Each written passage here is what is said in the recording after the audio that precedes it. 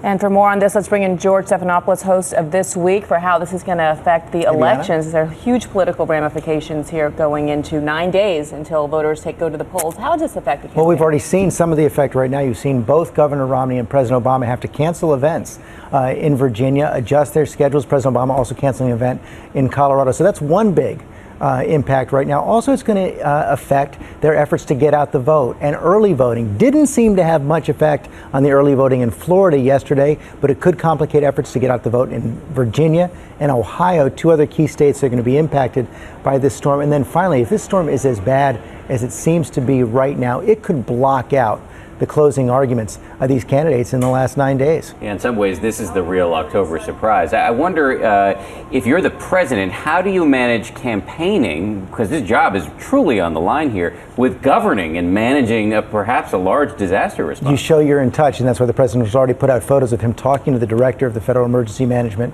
Agency. And he also is returning to the White House tomorrow afternoon, as I said, canceling some events. The biggest problem for the president right now, if he makes any mishandling of this storm, could affect the final days of this race more than any other factor.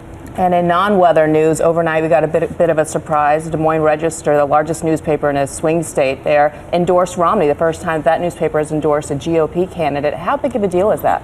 Well, Iowa is a key state. It's part of Barack Obama's Midwestern firewall. He needs to win Iowa, Wisconsin, and Ohio if Governor Romney wins both Florida and Virginia. And this could have an effect, particularly on those independent swing voters in Iowa right now. The Obama campaign says they are ahead in Iowa right now. This could make some difference in the end, and it reinforces the arguments that Romney is making. The editorial says that he is best positioned to make the bipartisan compromises America needs. That echoes Romney's message in these closing days.